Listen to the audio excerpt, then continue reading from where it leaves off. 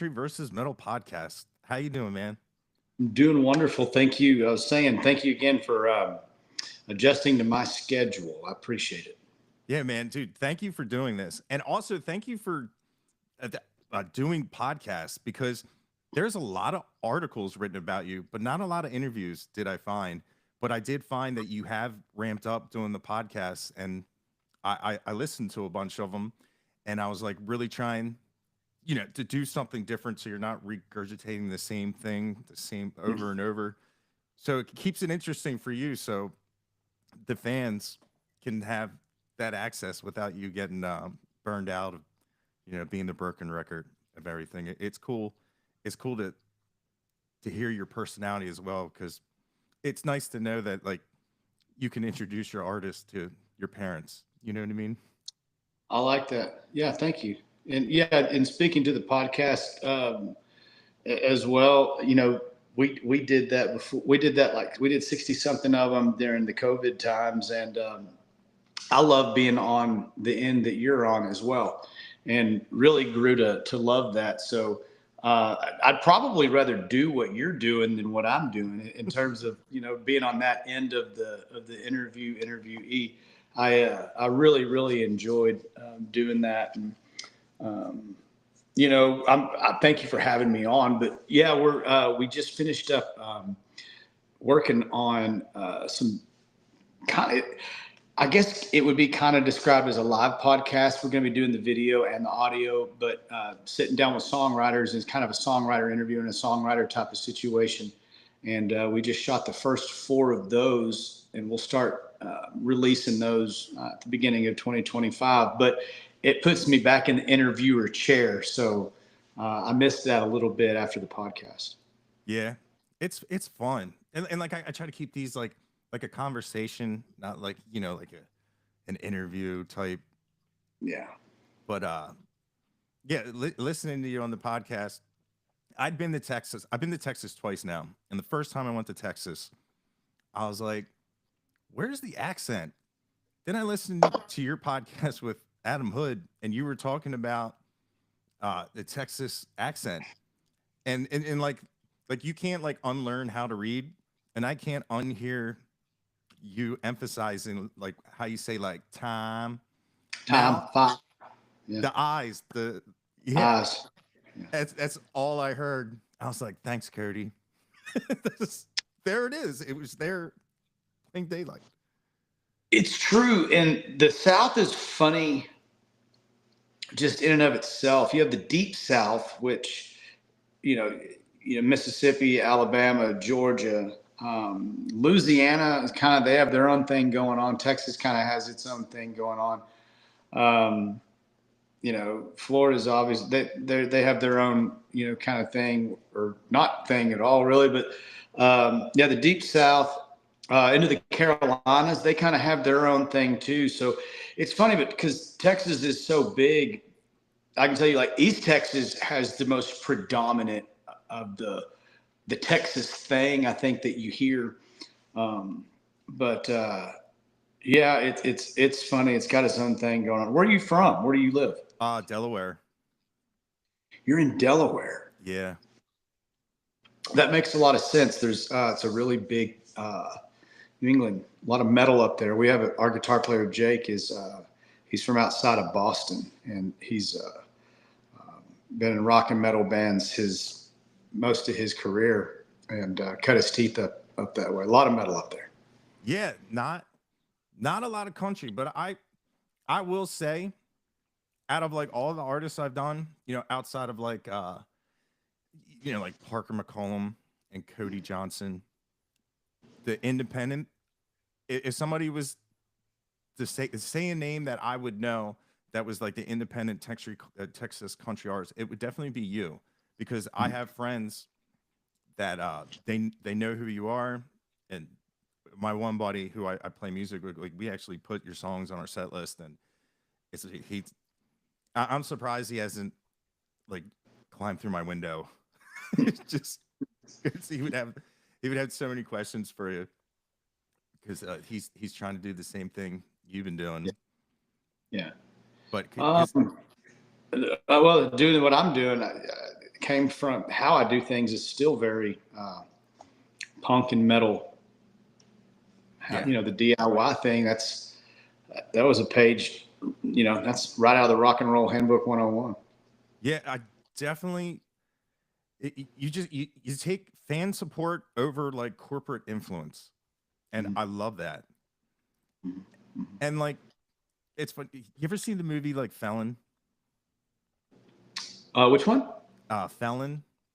No. Well, it's like a good guy, he goes to prison and he finds like he needs protection.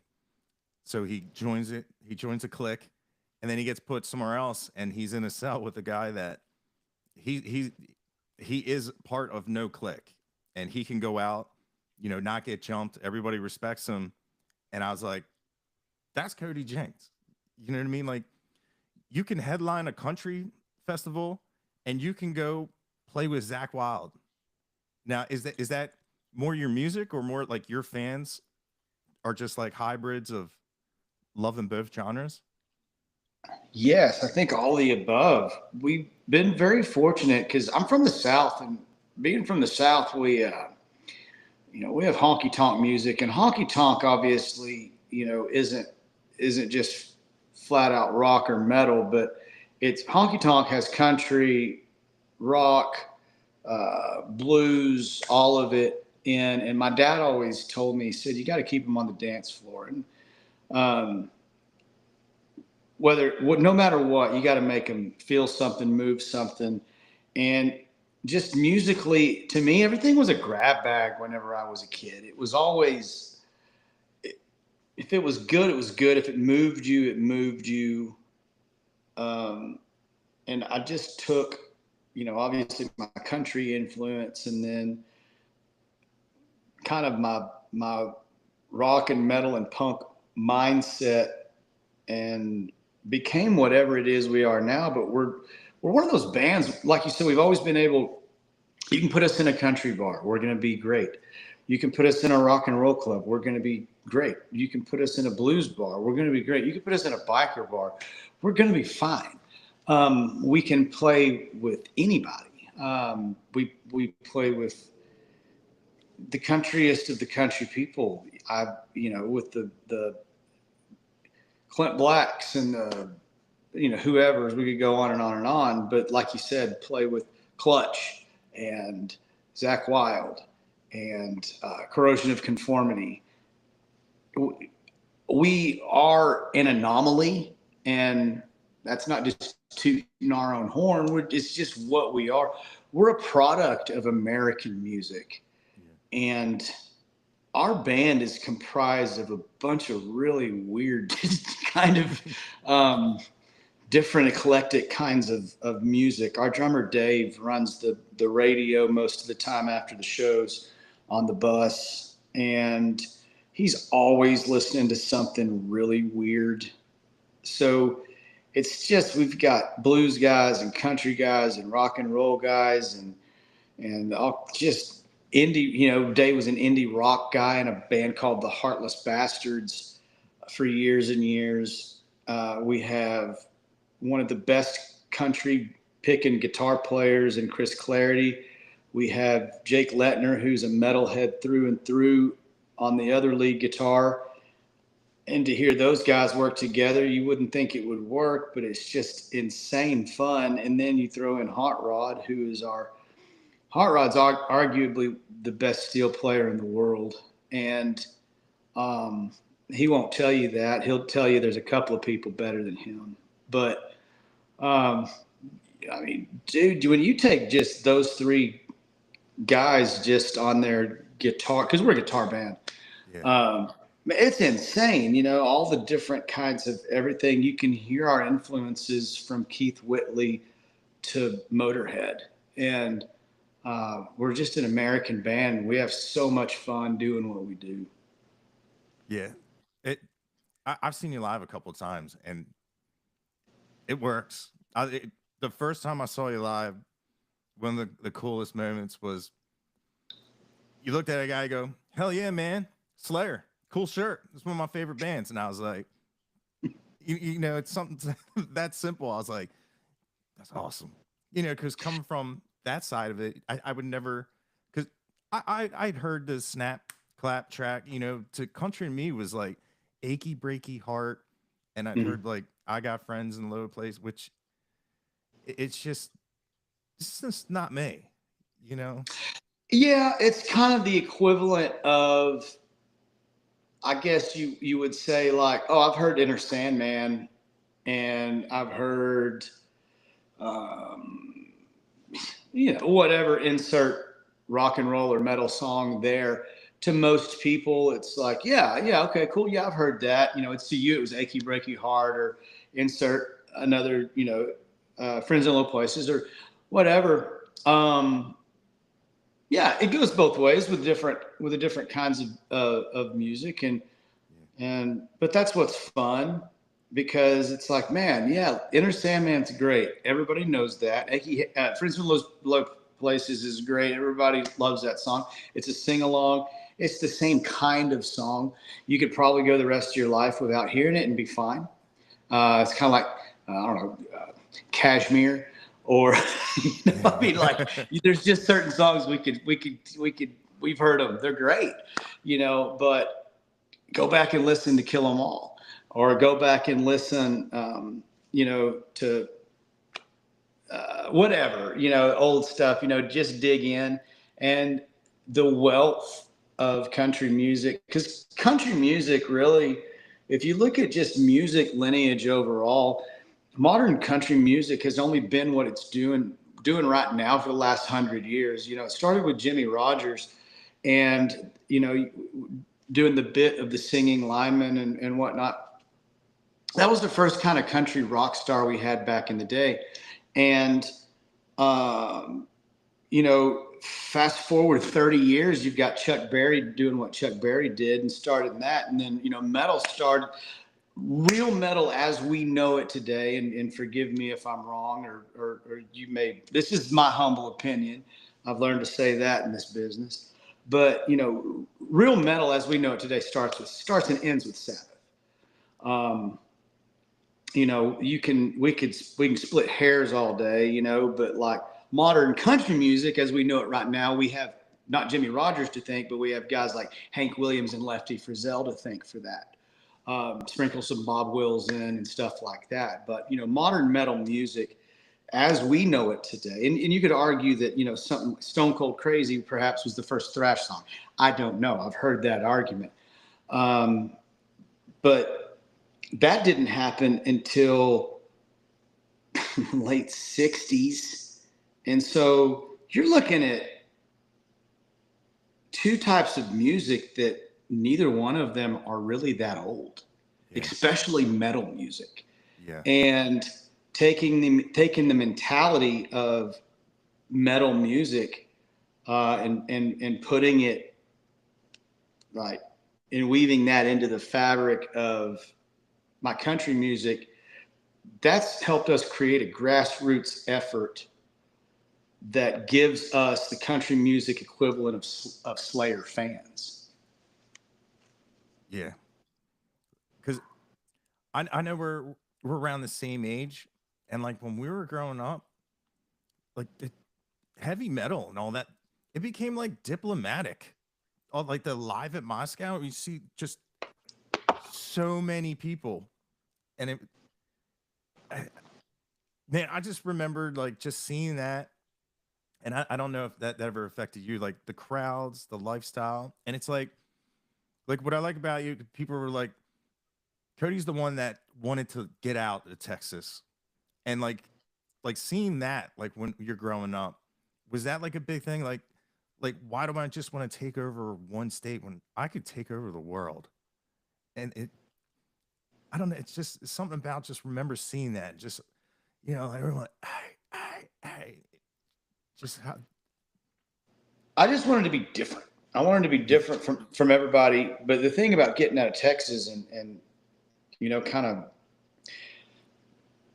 back when the Texas red dirt scene in the early 2000s was really ramping up, with guys like Randy and Wade and Stoney and Boland and Cross Canadian Ragweed.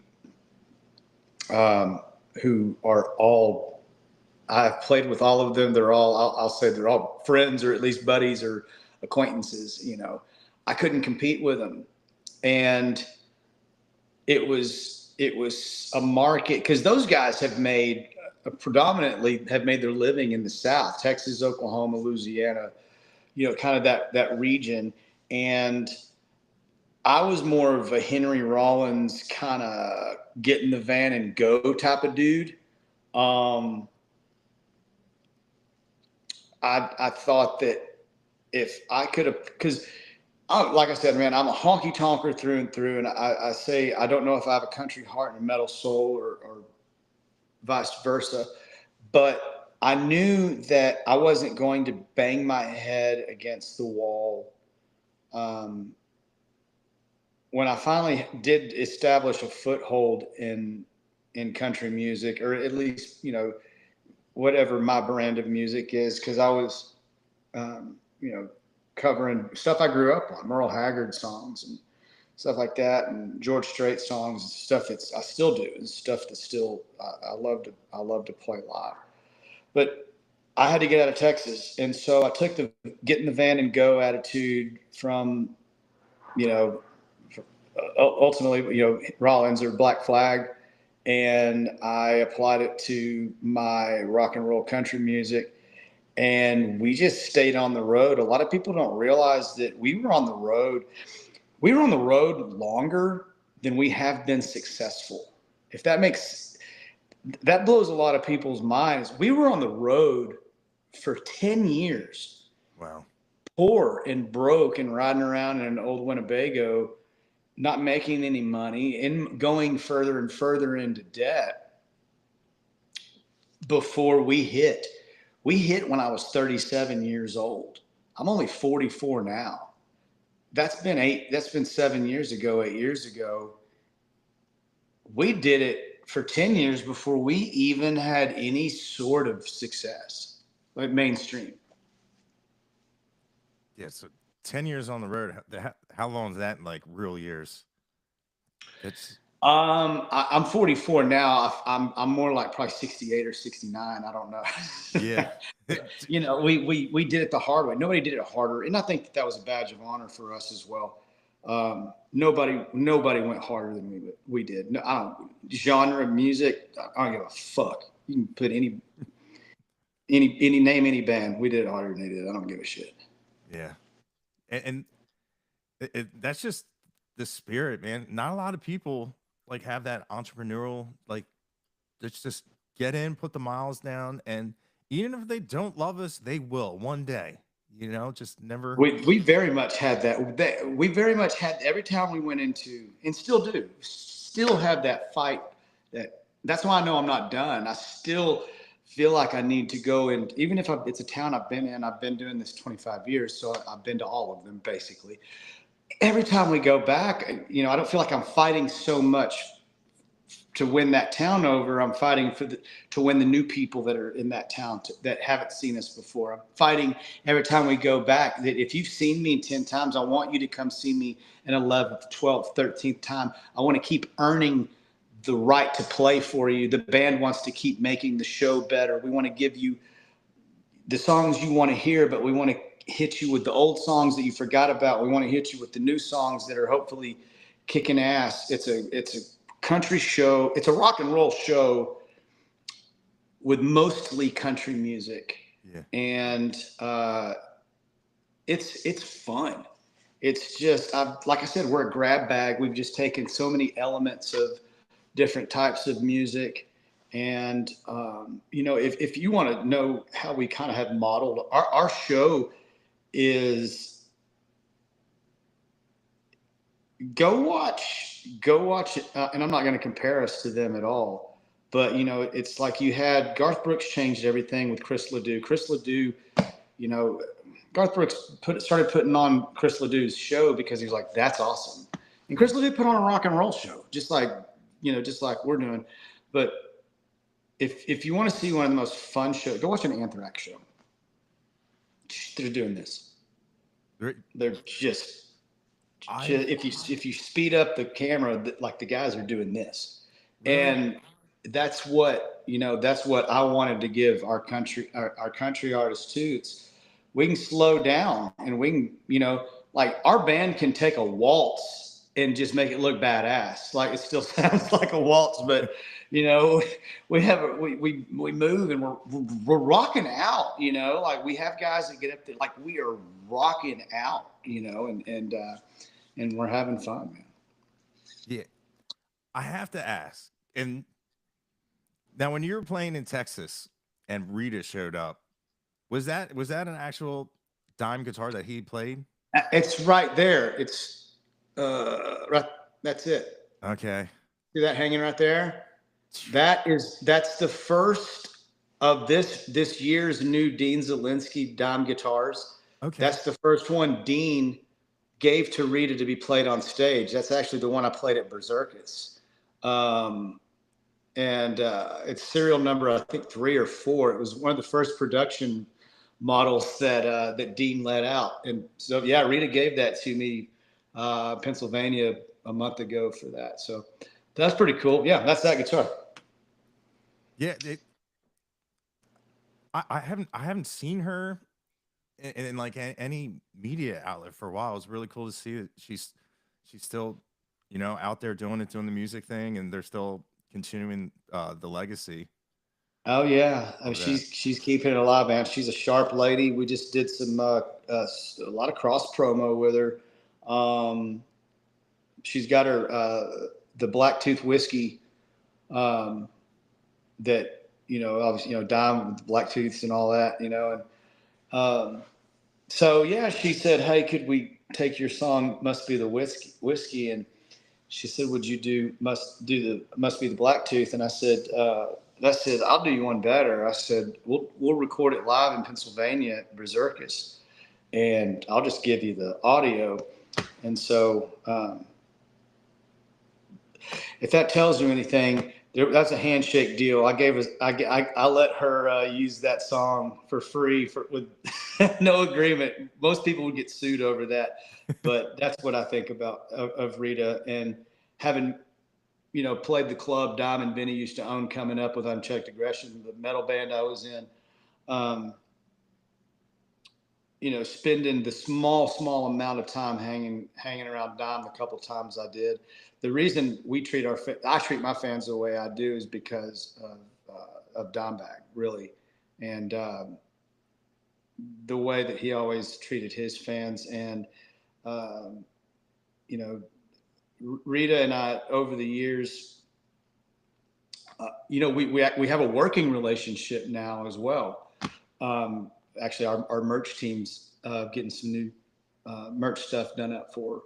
But man, she's the salt of the earth. She's Dime was all about love, man. Like he really was. He was wild and crazy and drank a lot, but that dude loved. He loved music and he loved his fans. And he lives through what she's got going on now. And as a fan first, and now here we are all these years later, and our paths have crossed again, and a lot of that and everything's very serendipitous. I think that you can throw stuff out into the cosmos and have things happen, and they could whatever it is. It's a cosmic thing. It's a God thing. It's whatever. People's paths get intertwined, and she's just one of my favorite people, man. Yeah. I still remember like hearing the story of, the tragedy and everything. And like you said, that dude, he just, I don't know. I loved watching him play. I love watching him do workshops. Mm-hmm. He would do something like, you're a guitar player playing Pantera, just the riffs. Mm-hmm. You can pretty much pick a guitar up, spend a couple of months, be a beginner, and play the riffs. Now, when you get into the leads, now we're talking, and the way, how effortlessly, and just, your jaw would be on the floor, and he'd be like, something like that, dude. Yeah, man, you do like that, dude, Yeah. That's it. That's how you do it. You know, but you Enough don't said. like this, and pull this down and do that. And I'm like, I Man, you just, do this hammer-on thing, man. You just grab it, hit that squid, whee, you know, and like you're like sitting there going, "Yeah, well, you can do that. yeah. You're great at that. You know, that's why you're doing the video." Yeah, I love when he talked about moving his fret markers up because he liked playing in like at what F sharp. F, yeah, yeah. He said, just move 'em, dude. I was Yeah, like, yeah, yeah, yeah. There's never going to be another one like him. And yeah, anyway, like I said, you know, uh, just seeing firsthand how that guy treated his fans, because I was one, and you know, just getting to just to talk to him briefly the couple of times I was blessed to do that. You know, I make no. We were not friends. You know what I'm saying? Like I got to be around him in my early 20s a couple of different times, but I was always watching people. I was always, you know, there's certain things in my life that have happened that have really helped shape where I am now and how I treat people now. Dime is one of those people. Jake the Snake Roberts, the wrestler, is he's one of those people. I met him when I was 16 or 17 years old, and he made a huge impression on me, as did Dime. So, yeah, it's important. And, you know, but going back to just, you know, that guitar back there and just carrying on a legacy of anytime you can carry on a legacy of love, it's because it worked to begin with, it will continue. It's not like if that guy would have been a raging fucking dick, like, yeah. Nobody would have remembered him. or yeah, it would have been like, oh, he was a great guitar player. Yeah. The end, you know. It definitely love transcends through time. Yeah. And like it, when you have you'll remember the special moments, not the times someone just was like, get out of here, you know. You just, Oh yeah, yeah, yeah. Well, I I'm in mean, the music business, man. I've been told no so many times in my life that it's yeah, you can't even forget. You just don't forget. You just forget that stuff, man. Just focus on the positive things. yeah. I tell you what, no one has ever said anything bad about you when I brought it up, and there's nothing in Google too. You know what I I could mean? Like, find. I could find you. I could find you right now. I could find you at least 3 or 4 people that probably would not piss on me if I was on fire. I could come. I could come up with a couple of names, but no, yeah, I try to be pretty cool. There's not a lot of that out there. I would certainly hope not. yeah, I really do. Even if I don't like you, I try not to talk shit about you. yeah, yeah. You know, they're just waiting till you're on the bus. That's right. You know what? There's people in my life that know exactly what I think about politics, about certain people. There's people, I'm married to one of them and she keeps all my secrets. But yeah, other than that, I'm pretty diplomatic, you know, especially it's funny because coming into an election year and still being on the road, and I'll be going to Canada actually right after our election. So that's going to be funny because we're having the election, and then 2 days later, I'm going to Canada. So that'll be interesting to see what's said up there. I like to be a fly on the wall, you know. And so I have you know, obviously in this business, artists are by nature typically more liberal leaning side of people. I know some very, very conservative artists. I know some very, very liberal. I'm friends with all of them. You'll never really hear anything about that kind of stuff at our shows, because you know I'm kind of one of those dudes. It's like, you know, we're entertainers. I don't do commentary. Nothing I say is going to change your ideas about who you're going to vote for.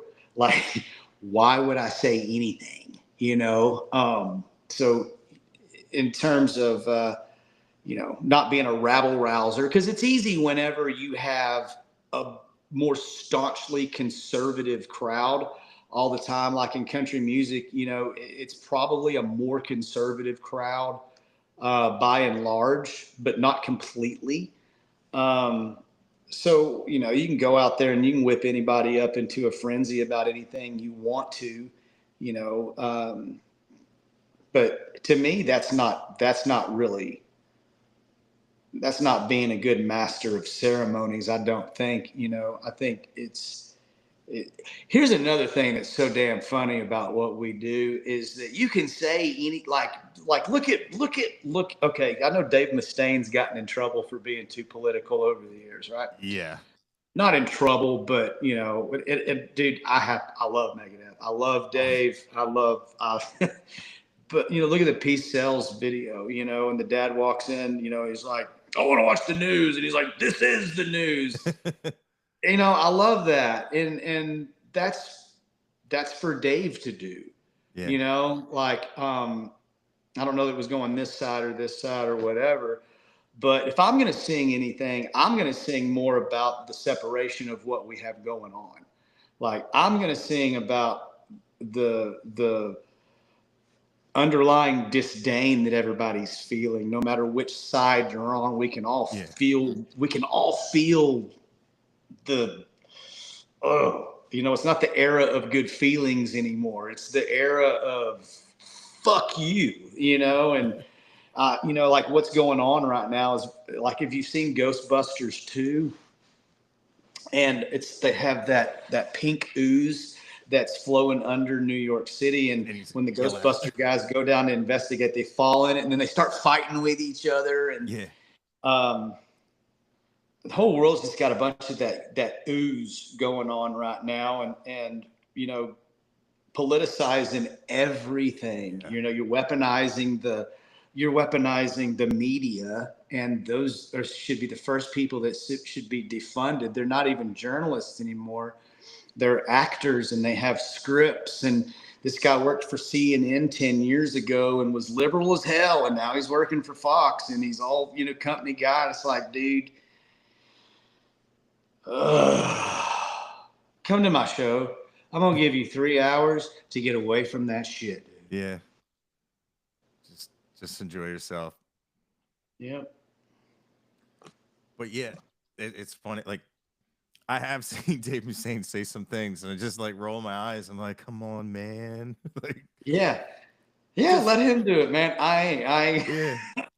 You know what? Hey, man, Cody Johnson goes out and gives a heck of a speech about not giving a shit about what Hollywood thinks, and you know, hey, man, there's a lot of things that I agree with. There's some things I don't agree with, but like, he's good at that. Yeah. You know, like, I don't know, dude. Some people can do it. You know, listen to Jason Isbell. He goes out. He's on the other side. You know, I happen to think both those guys are incredible. Two of my favorite writers to write with, Josh Morningstar and Tennessee Jet, who do get along very well because they're both incredibly nice human beings and would be the first person to help anybody. One of them is way over left and one of them's way over right. Yeah. Guess what? They're the two best guys I write with, and the songs that we write, you can't tell.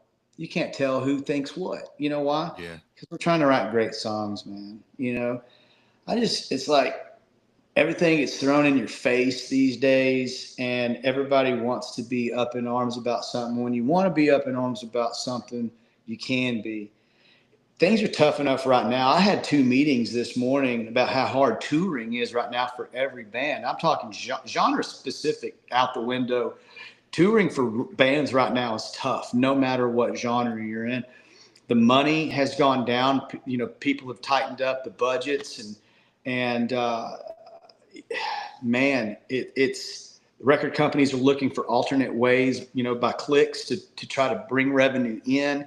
It's expensive to send bands. Like, I had a meeting because, like, dude, my operating costs this last year for touring live, like, it should be around 25%. It was about 35%.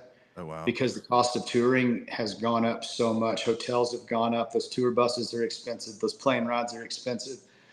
And it's tough, man. It's tough. So, the crowd feels that. We're trying to get it to where next year when we play all these amphitheaters, we have a set cost that even if you can't afford to get a seat, you can go sit on the lawn for not very much money, still see us play.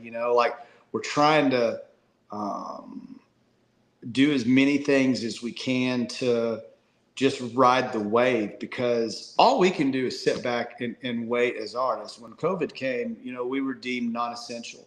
Yeah. So, with things right now, no matter who gets elected, shit's going to be weird for a while, because he's going to have to have the oh shit moment for everybody to freak out no matter what happens. And then things will level back out after that. But just the air of dissension right now is harder right now than the whole economy thing. Just the underlying tone of how people feel is this year also. And I'm kind of just one run-on sentence, but I've been coast to coast 3 times this year. We're flying back and forth. My truck drivers and my bus drivers have been on the road going all year, up and down, left and right. But listen, man, people are divided more so on TV than they are in real life. Like when you go everywhere we go, like people are nice to me. They're glad that I'm there. I'm glad to be playing for them. I don't give a shit, who they vote for or whatever. My cat just walked through the living room. That's not normally that bad, except he's an outside cat. Oh, well. Anyway, but yeah, man, people in this country, man, like, I think that everything is so sensationalized. I don't think it's quite as bad. I think that if people stop watching the damn news, they'll and go out and actually talk to your neighbor and have a conversation, you realize, at the end of the day, it sounds so cliche. We have so much more in common than we thought we did. And that just the country versus metal thing. I've been saying for freaking years. It's like, dude, you have no idea how similar a cloth the people that. Okay, when I was growing up, the same kids that were waiting in line with me to go get George Strait tickets were waiting in line with me to go get Metallica tickets. It was the same kids, dude. Yeah. Yeah. Remember that? Waiting at the window? Hey, we used to have to go to the Foley's, the Ticketmaster at Foley's, before Ticketmaster had $800 million charges. Yeah. And you remember the good old days? But, well, yeah, dude, my wife and I were talking about that the other day, because we take our kids to see shows all the time. Like if I'm not on the road, we're trying to go see. We just went and saw Taylor Swift the other day in Miami. Before that, we saw Live and STP are out this year. Dude, we try to go see as many shows as we can, but telling our kids, we used to wait for hours. Like at the Ticketmaster, in the Foley's, in Northeast Mall, and those of you in North Fort Worth are going to go, I waited at that Foley's, But that's what we did, man.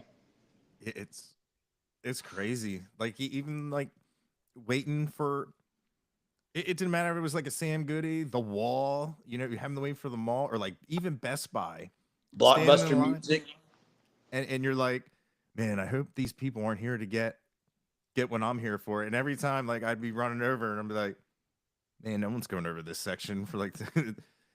And I remember release dates like Megadeth Euthanasia. That was like a Halloween, and it was like a big deal. Mm-hmm. Now, like, I find myself like, I don't even go get groceries sometimes. It's, there's an app for that, and it's just like, man. And I'm not an inside person. It's just weird. Like, I'll just be sitting around just like, I gotta go outside. Like, like I'm not a big outdoorsman, but I like to be outside. But You yeah, need to be outside. Humans need outside time. Like your body yeah, needs the vitamin D. Your yeah, senses. You need to feel and hear and see and smell and touch and take your shoes off and walk through the grass. It's like humans. Whether you're an outside. 'Cause my daughter doesn't ever go outside. My son's outside constantly. My daughter's never outside. But yeah, you need to go outside. yeah. That was a very stoner thing to say, man. You just got to go outside, bro. Go outside. You ain't got no friends. Get a boomerang. There you go. Oh man, dude, I wanted to ask, since like I said, we grew up the same time.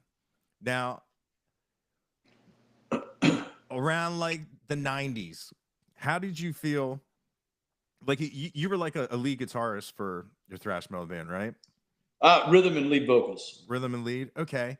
Rhythm and lead vocals. Yeah, no lead guitar playing in my repertoire, but yes, in the metal band, I was rhythm guitar and lead vocals. Yeah. Okay. How did you feel when like to be in a metal band back like '80s and then '90s? You had to have like a guy who could play.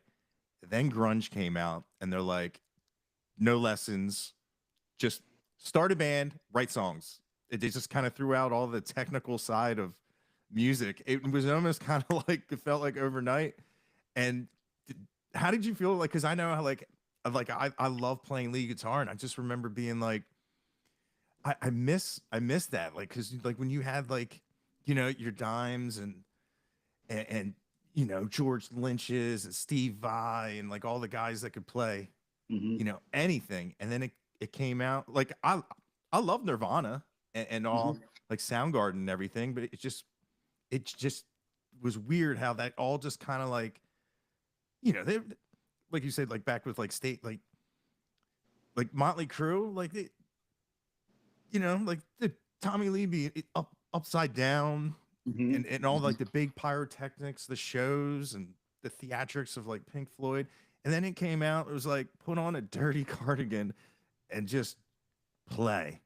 You know what I mean? Like it was a Yeah, weird. I'm like, and I love Nirvana and the grunge stuff as well. I would say Alice in Chains and Soundgarden are two of my favorite bands, regardless Yeah. genre specific. Um, I'm a sucker for a lead. Um, you know, not to, you know, bash on a record or anything, but when Saint Anger came out, there was a lot of different things about that record, but not having leads was one of them. And I was one of those people going, what? Yeah. And it was.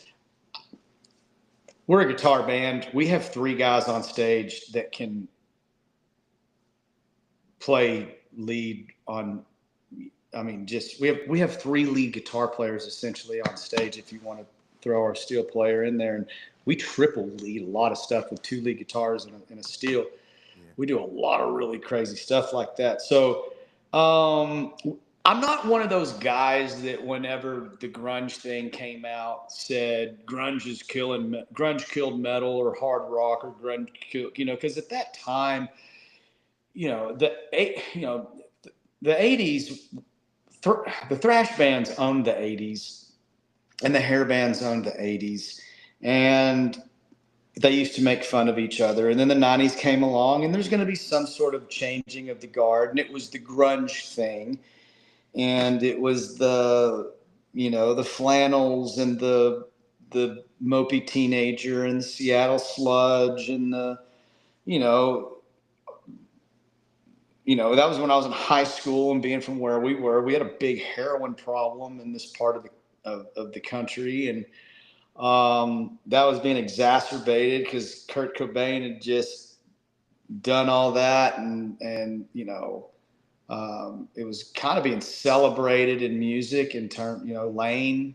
Um, so I'm not one of those guys that said grunge killed anything. I think that there was going to be a little bit of changing of the guard anyway. I think that was inevitable, but being from where I'm at as well, I grew up 30 minutes from Pantego, which is where Pantera was from. I'm not going to sit here and say Pantera saved metal in the 90s, but they damn sure were a huge support system, because the groove oriented thrash thing that Dom and Vinny were doing together was very, very helpful for metal music in the 90s, and then getting on in the late 90s when you had Tool come through and do what Tool had been doing at that point for a decade, or almost a decade, but then really opening up a lot of things. And they were playing big places, bands like Pantera and Tool, and Metallica became Metallica, and metal bands now don't even Metallica's Metallica. If you talk to anybody, it's like the biggest metal bands in the world. Like I was talking with Mark Morton from Lamb of God. I've done a couple of songs with him for a side project for his, and it's really cool stuff. But you know that when you're in a band like Lamb of God, in a band like Slipknot, you're in some of the biggest metal bands in the world, and even those guys are like, and then there's Metallica. Look, it's like, you may be a really, really successful country artist, but you're not Garth Brooks and you're not George Strait, so there's just different, echelons. But as far as where, rock and roll and metal are now, I don't know where everything can go. Everything's kind of a hodgepodge right now. And I'm not one of those guys that's trying to infuse country and metal together. I've always just been one of those people that's like, no, we have the same fans. Yeah. But I don't know, man. I think rock and roll right now sucks about as hard. Like, there is nothing right now that's coming out that I'm just like, dude, everything sounds so ballless. Yeah. Like, I am so sick of weak rock. Like, oh man, it drives me nuts. Nothing has a pair of balls unless you get into like some, like, there's some good punk bands out there right now that that I really dig, that is kind of getting back to maybe the Black Flag or the Misfits type of thing. Or that never died anyway, but maybe coming back out because of the time. It's like when punk got so big in the mid to late 70s, because like in Europe, there was all the dissension in London, and so you had all these angry Brits, and they were bringing it over here. Then we had the Pistols and the Ramones, and it was the 70s, and just, we were out of the love and peace era of the 60s, dude. And now it's like, this place is fucked, So, maybe we're going to get back to some good gritty ass rock and roll because of this. I don't know. Yeah. I tell you what, grunge, right? Like, if I was to like think of like a band that came out that has like a cool grunge sound, definitely Dexter and the Moon Rocks. I love those great. guys. They consider themselves cosmic country. It's funny, they were we rode on an airplane not long ago with them, and they were actually I love those guys. We do their merchandise, by the way. So this wasn't a plant. We're not. Yeah, actually, I've known those guys. Their manager Chris and I have known each other and been friends for. Chris and I worked together for almost a decade. Oh, wow. But he's still with Dexter and the Moon Rocks, and they still merchandise out of my warehouse. But it was funny. They ended up being on the same flight. I don't remember where we were. And I got on an airplane like I always do and put my like that, Incognito. They're all filing through, and I hear, is that Cody Jinks? And I look up, and it was them, like, hey guys, what are you doing? But they're the cosmic country type of thing, and it's kind of a grab bag, and what they do is badass, man. I wish the best for them. They're so much fun. They're great dudes too. Yeah. I was waiting with Fox. We were waiting for you, and I don't know what happened, because I was like, Fox, what are you doing? And we were backstage, and he's like, I'm waiting for Cody. I wanted to personally thank him for getting us on this bill. And I was like, oh, cool. I was like, I've never met him. I've met a couple of the guys from his band. I said, oh, I'll hang out. And I don't think I probably ended up talking to Drew, and then Yeah. that was a wild time. But Yeah. yeah, dude, I've seen them a bunch of times. They're coming back up around here next month, well, November, and I'm so excited. Yeah, they're a good one. They're gonna be fun to watch for a long time. Yeah, yeah, and like the late '90s, that old sound, Texas and like the Oklahoma guys, they're doing all the stuff like I used to love. Like I just saw Giovanni and the hired. I always say they sound like Blink 182 if they were raised by Roughnecks. But That's I funny. love that. I love that sound, like Cody West. Yeah. And even like Austin Mead and like that whole sound. It was like stuff I'd found. I because a lot of music nowadays, like you said, it's like plastic sounding. Everything sounds the same. Like they're all using the same like. Just like the radio formula. This worked before. Let's do this. Let's not go out of the box. Yeah. Back in the day, you could turn on the radio and hear an amp, hear a riff, and be like, "That's AC/DC. That's Metallica. That's a Dude, you know what Marshall." pisses me off about metal bands today? So many metal bands are using tracks and samples now. And like, dude, keep that shit out of metal music, dude. I don't get it. And there's some of the bands that I'm not gonna name names because that's rude. And there's a lot of people that don't like my music, but yeah, that's really what's like. There's no rock and roll with balls these days that I can find. That like I need a front man that's gonna make me like, dude, give me a. Is there a front man out there right now, like a Scott Weiland, that's going to make me just go, whoa, that made my nipples hard? No, there's not. Like, like there's a ton of good metal, and I love searching for metal, and like right now, I'm a big goth fan, and I always have been. So right now, this time of year, man, it's like Typo Negative and Sisters of Mercy and Bauhaus and Joy Division, and we're listening to all this cool old shit on the turntable right now. But like the new metal, like I don't know, man. It's either everybody's laying down samples now because that's what everybody else is doing, or they just try to sound like somebody else, or you can tell a lot of bands are trying to sound like a record label wants them to sound, because record labels are great at taking people and going, hey, you're really cool. We love everything about you. We're going to change it. You're going to change it. Yeah. And then you're going to be what our idea is of, see, and that's that's country, metal, rock, any genre. That's what's really happened.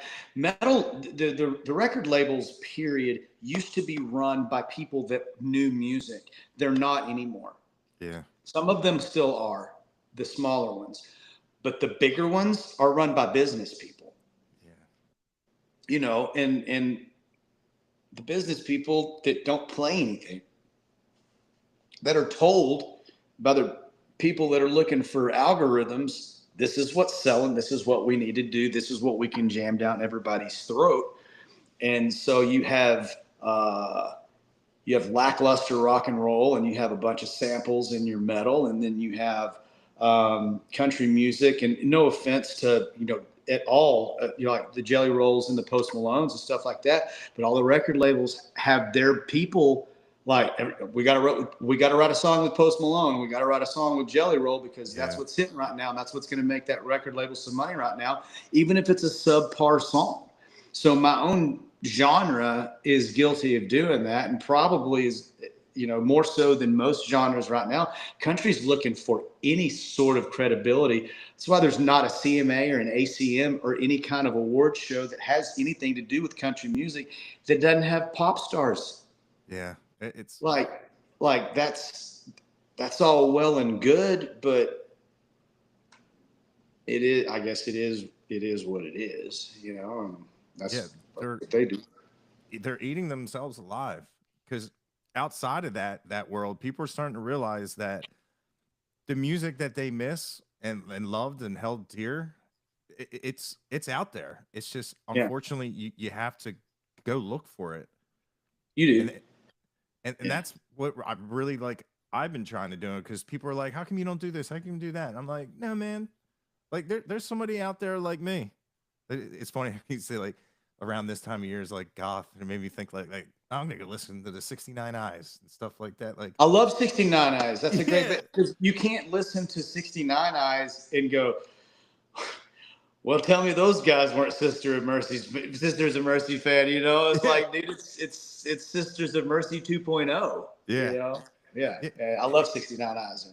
yeah. And I, we there's people out there that they've they just lived in that world because the stuff they heard or saw on these shows are just not, and that's like the one thing, like from loving heavy metal and then getting into the Texas thing and the country is like normally you would go up to a metal guy and be like, oh man, those lyrics were brutal, And I've gone up.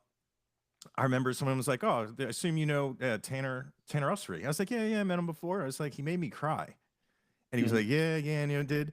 And I've been meaning to apologize for that because like a week later, I thought about what I'd said, and I said, "You know what? He wrote that song from a story of his life, from an emotional," and I felt like a scumbag. I was like, "Man, I heard."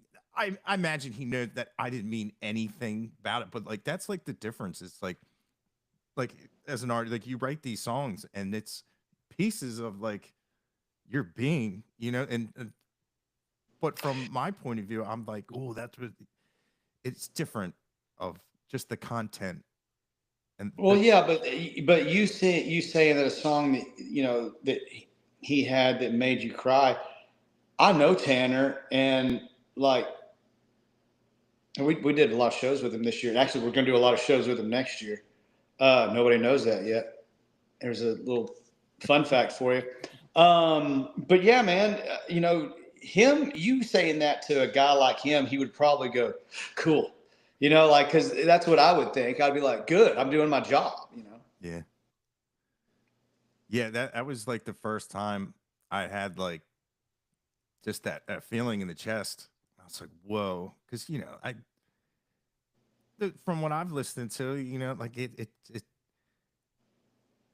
I'm not like a real big lyric guy. I like the groove and the melody, and I listen from like the percussion up, and like the lyrics are always the last thing.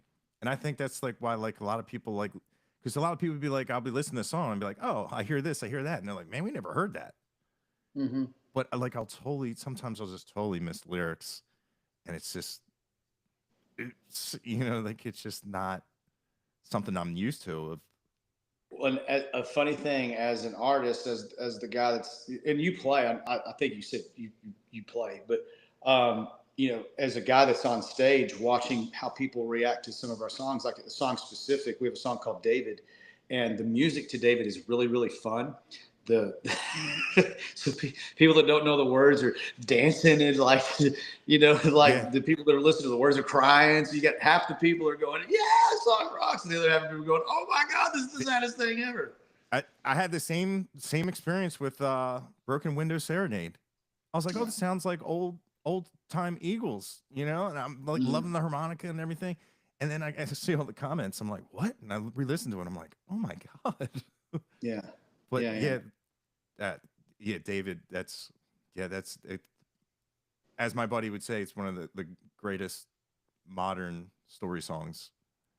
Oh, thank you. No, I appreciate that. I don't know if you were familiar with. I mentioned him all ago.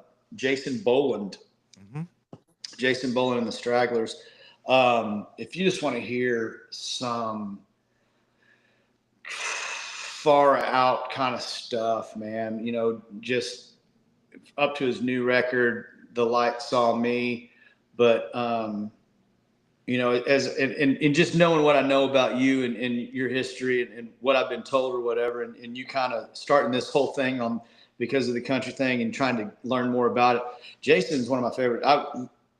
I would urge you to listen to The Dark and Dirty Mile. The record as a whole is in my opinion one of the greatest country music records that we've had in the last 40 years. The song itself, the title track, The Dark and Dirty Mile, is probably one of the most well-written songs I've ever heard, any genre. I don't know why I thought to tell you that, but I did. There you go. Yeah, I just recently saw him live for the first time, and they were fantastic. And Yeah. the one thing that I love about you is you have like a voice like Jamie Johnson, and like it's always sad to see, but like a big tree when like if they spike and wedge it, and that final crack, that sound of a tree falling, like your voice has that like just that thunder that I don't know what it is. It's just it has like that dark tone. You know what I mean? Like if you like Marshall, but you like a little bit of like dark edge, you get an Orange Amp because that's the only way to get it. It's just No doubt. Yeah. No, and that's true. And no, I appreciate that. I know what you're saying because I remember being a younger singer wanting to be able to do the things that the deeper voice guys did, you know, and you said Jamie Johnson. Jamie's a few years, older than me, but not much. But he kind of came from the same kind of guys. He loved those guys that could really dip down there and get it and come bring it back up, and kind of get that thunder thing happening.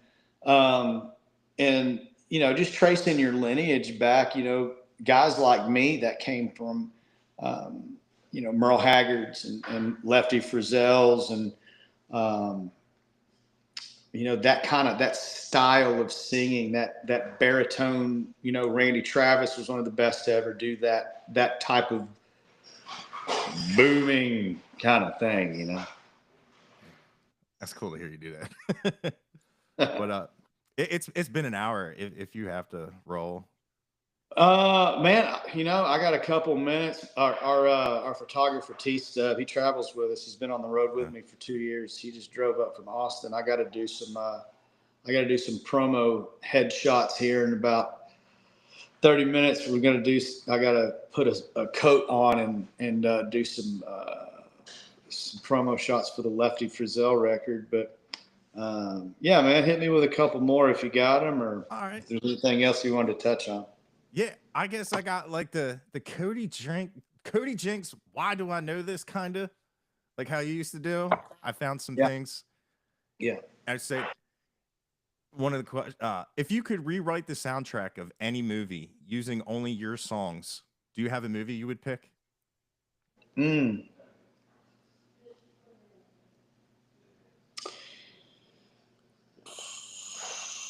It'd probably be a Western. I'd have to say,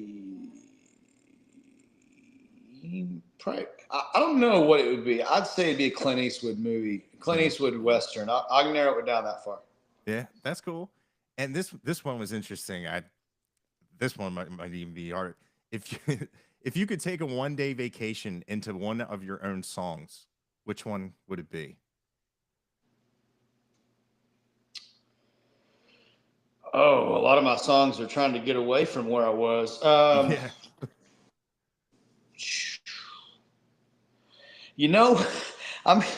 I have a song on my the record 30 called Glad to Say. And it's just a song about everything being all right for just like a day. The whole world smiles when a child is born. I don't miss smoking cigarettes. Like just all these things, just a few things I'd be glad to say. Just a day of everything just being copacetic and cool, man, without everybody being pissed off or in a frenzy or ruffled up. Yeah. That's a good answer. But I always like this one because you asked Adam Hood, do you believe in ghosts? I have a tattoo on my leg of a song that me and Adam Hood and Brian Martin and Jake Worthington wrote together. I don't know if you can see. I have shorts on. I don't have pants on, but probably can't see it very well. It's a Zippo lighter with a skull coming out at the top of the flames at. It says "A Few More Ghosts," and it's a song that we wrote about ghosts and demons. And Adam and I would consider Adam a really good friend. Adam actually helped me get into therapy. That's kind of a side note there. But, Adam quit drinking before I quit drinking. So we have a lot of the same, he's a few years older than me. So we have a lot of the same things in life. But, that ghost thing, it's because, he's a Southern boy. And, I think there's a whole lot of things going on around us we can't see, man. Yeah. So I'd rather have a few more ghosts, because that's what, Brian was saying, the song. He goes, man, the ghosts don't bother me. He goes, it's the demons, man. I don't, and I'm kind of like that too. Like, man, the ghosts don't bother me, man. It's those demons. They mess with me pretty good. Yeah, the ones that can influence. Oh yeah. That's cool. You guys all write together. Well, when you have some of the best songwriters in the business as your friends, it's how can you not write together? Yeah, that's true. I love to be the guy at the table that's probably the not best songwriter there, because I get right with these guys. And, they're some of the best, man. They really are. It's a privilege to work with guys like that, and to be able to dive into really deep subject matter, like I am with those guys. Adam specifically, and I wrote a title track to one of my records called Mercy. Yeah. It's talking about, how basically, in the song, he's talking about his wife. I'm talking about my wife in the song, and what they've had to do in the years that, being married to us, yeah, which is not easy. So being able to write a love song like that, and then being able to, to get really dark, really, really dark, which is what we did on A Few More Ghosts. That song's, it's nightmares, and it goes pretty deep, but yeah, man, you got to get those out. Yeah. I love talking to Adam. He is so nice. I like his song, I'll Sing About My Own. And I was like, that's one of my favorite songs. Yeah. One of my favorite songs. Yeah. And I'll tell him, I was like, dude, that's a great song. Like, you're just giving the big old finger to, then he goes, no, now, like, but how he's like, no, that was before. And I'm yeah, because that song came out, I think, in like 2011. But I talked to him last week, 2 weeks ago. And actually, he was one of my guests on that show I was talking about. Mm-hmm. I talked about that song specifically. And he wrote that song and released that song back in, I think, in 2011. And in a nice way, how he talks about it. He did a great job on that song. I'll tell you. Yeah. Yeah, and because I was like, I get that song. That's one of the songs I listened to and was like, that right there. That's exactly why I've avoided that side of the genre and love this side. Yeah. Because like Adam Hood, like if I was in a car and I didn't know anybody's background, Adam Hood would definitely be an artist I could put on and really think everybody could be happy. Well, we've talked about this too. Adam, Adam's a honky tonker too. So we kind of cut from, even though, his music's got a lot more of that Alabama groove to it. Mm-hmm. We're still both honky tonkers at our core. Yeah. And even though our music sounds different, but, so I love writing 2 songs that, if you could listen to the whole last record I did, the Change the Game record, if Adam as a writer, it's not hard to figure out which 2 songs he's on, because it sounds like musically, it sounds like an Adam, type of thing. It just happens to fit in with what we do, because we are so similar. He has a song. He has a song that he wrote with Jason Eady called "Downturn," and it's one of those songs. I've told him and Jason both that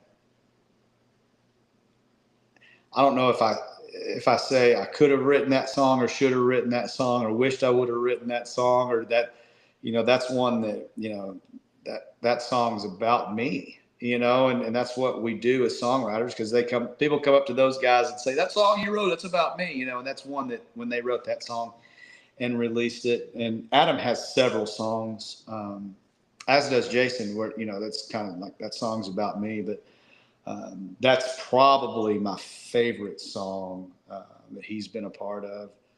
Just that opening line about, the wife coming in to check on him and just, I know you're coming to check on me to see if I'm all right, and all of our wives have done that, because,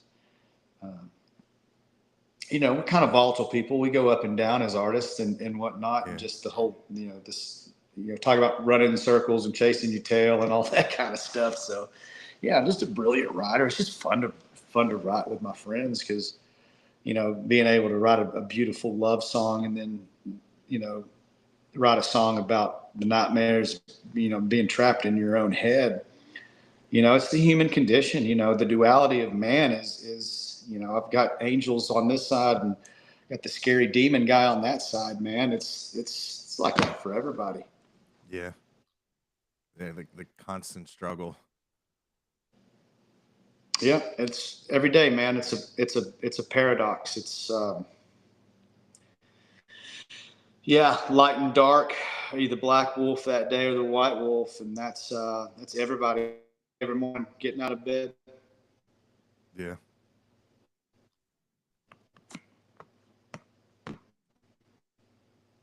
But yeah, man, I don't want to hold you up. Yeah, I probably better go, because I know he wants me to put a coat on, like a black coat, and get the sun right, because now the sun's coming in right here. It's the right time of day. So I probably better go start snapping some photographs before I lose the desire to. Yeah. Oh, well, dude, thank you so much for jumping on. It was great talking to you. Absolutely. No, we'll have to do it again sometime, and I'll get on and see. Oftentimes I don't just get to talk about music, because people are, this and that, but yeah, talking about, especially about 2 favorite kinds, country and metal, man. Like that's, anytime, man. Appreciate it. Yep. Thanks, Cody. All right. Hey, take care. I'm going to go take some pictures. I'm going to go comb my beard out. All right, man. Well, yeah, enjoy the rest of your night. All right, buddy. Be good. See you, bye.